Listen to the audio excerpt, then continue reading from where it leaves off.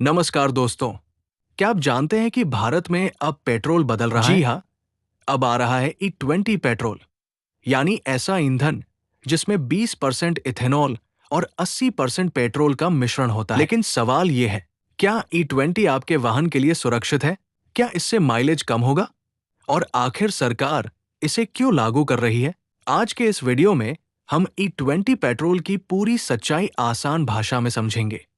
सबसे पहले समझते हैं कि E20 पेट्रोल होता क्या है। E20 में 20% इथेनॉल, 80% सामान्य पेट्रोल। इथेनॉल एक प्रकार का अल्कोहल आधारित ईंधन है जो गन्ना, मक्का या अन्य कृषि फसलों से बनाया जाता है। भारत में इस पहल को ministry of petroleum and natural gas और तेल कंपनियां जैसे इंडियन ऑयल कॉरपोरेशन आगे बढ़ा रही है। अब सवाल आता है, इसकी जरूरत क्यों पड़ी?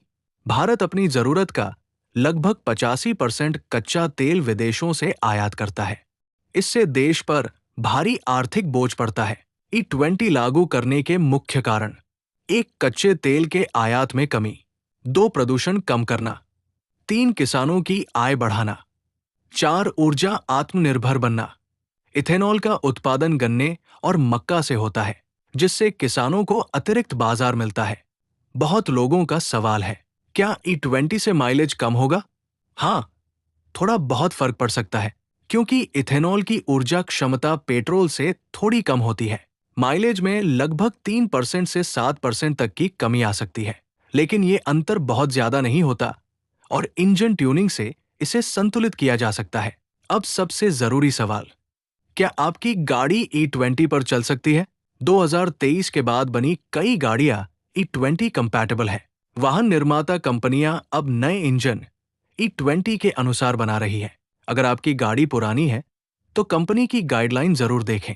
फायदे: प्रदूषण में कमी, विदेशी मुद्रा की बचत, किसानों को फायदा, ऊर्जा सुरक्षा। चुनौतियां: माइलेज में हल्की कमी, इंफ्रास्ट्रक्चर बदलाव, पुराने इंजनों में संभावित समस्या। भारत सरकार का लक्ष्य 2025 तक 20% इथेनॉल ब्लेंडिंग हासिल करना है।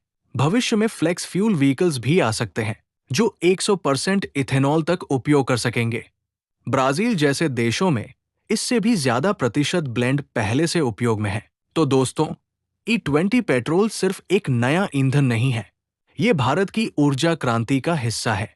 इससे देश आत्मनिर्भर बनेगा, किसानों को लाभ होगा, प्रदूषण कम होगा। हाँ, कुछ चुनौतियां जरूर हैं, लेकिन ये कदम भविष्य के लिए महत्वपूर्ण है।